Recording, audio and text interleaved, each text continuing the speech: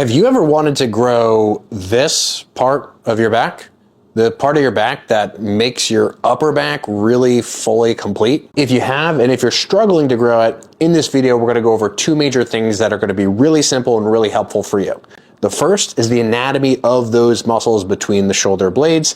And the second is how to use that understanding of the anatomy of those muscles to figure out how we can actually target and train these muscles in a way that makes sense relative to how they function. So let's jump right into it. Oh, and by the way, when we go over the exercises, I'm going to show you a couple of different options, some of which you've probably seen before, but one of which probably 90% or more of you probably haven't seen or ever done. So stay tuned for that. All right, so really quick, the anatomy. What are the muscles that we need to actually know the names of and the functions of to grow this area? All right, so many of you are probably familiar with at least one of them, the traps. And while the traps have a very broad span of attachments, basically the traps and their major function all collectively is to pull the shoulder blade backward, right? And they all kind of sit again along this spine. They attach to various parts of these shoulder blades, but when the shoulder is pulled forward and we pull them backward, and you can just do this as you're watching the video, right? Put your arms like this and squeeze your shoulder blades back together. You'll feel all that stuff bunch up. Those are your traps basically ending up kissing each other. And that's the most sort of outer layer of this space.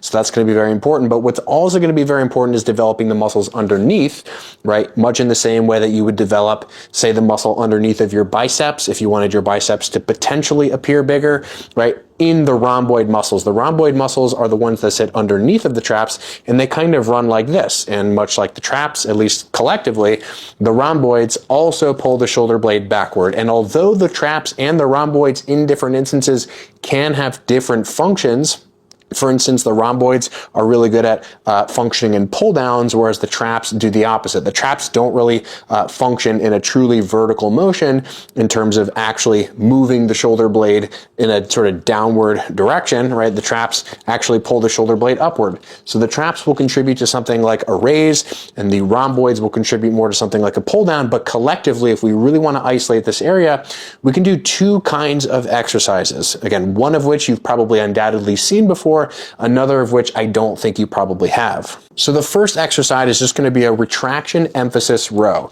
where we're really allowing the shoulder blades to get pulled forward in the stretch position, whether it's with a cable or a dumbbell or a machine. And on the way back, what we're really going to pay attention to is keeping the arm path wide. Why? Well, because when we move the arms closer into the body, that is going to recruit more of the lat tissues. And the lats, as many of you probably are familiar, are all sort of sitting down here, right? These lats are over here on my skeleton, and because they run really narrow to the rib cage, they're going to be the things that pull the arm down tight to the body. So if we really want to bring the emphasis from down here to up here, we want to focus more on, again, that sort of stretch and allowing those shoulder blades to get pulled forward, almost off of our body forward, right? But then we really want to make sure we keep our posture proud. We're not slumping over and moving the spine in all different directions. We're really just focused on moving the upper arm and the shoulder blade back simultaneously together, again, in that wider position. So again, many of you are probably already familiar with this motion, but what I would highly recommend in terms of a concentration in this motion is on this end range position, right? When you're in this more loaded portion of the range, because when your arms are sort of out here, right, you're leaving this bit of the range pretty unloaded. There's not too much stimulus that's going to occur there. So as you go through the rows, really make sure that you're not skating past this end range of motion. I know a lot of people like to talk about how important the stretch is, and of course it's important, but as is the squeezed and contracted position. Okay, so that's exercise number one. Now, exercise number two is going to be, again, this exercise many of you have probably not seen before, but conceptually it's going to make obvious sense to you, which is instead of doing that motion through its full range, in other words, instead of going from, normal row here to normal row here, all you're going to do is actually just keep your arm straight, or at least relatively straight the whole time.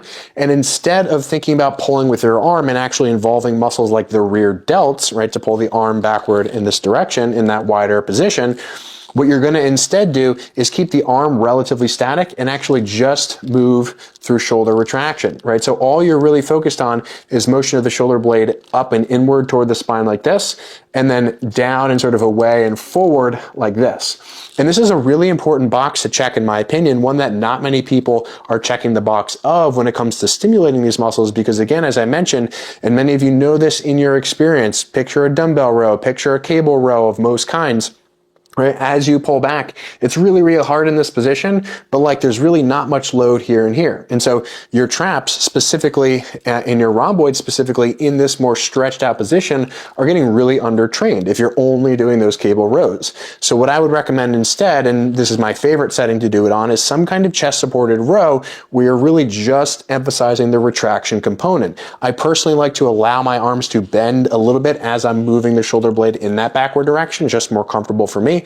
But play around with it. Play around with doing it on a machine. Play around with maybe doing it on some kind of cable setup or just with a dumbbell and a chest support, right? These are often referred to as Kelso shrugs, I believe, where again, you're basically just concentrated on this retraction-based motion.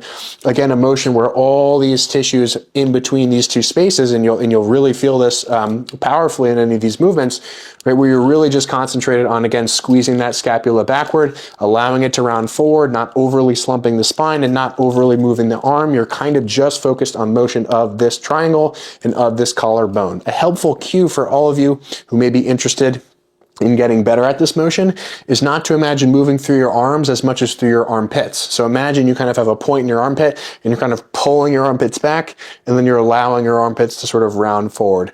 The first time you do this, what you'll recognize is, as compared to any kind of row, and this is probably a bit of an obvious statement, you're going to be able to use a lot more weight. Okay, so use more weight for this position. The range of motion is shorter, but again, more weight in this particular context is going to be necessary to really challenge and tap these muscles out in terms of what their potential to contract is. If you enjoyed this video and you want to learn more from me, check out the links in the description. I have an exercise library, a beginner biomechanics course, a member site, and more. So if you enjoy listening to my YouTube videos, you like this content, and you just want to support me, check out the links in the description below, and I'll see you all in the next video.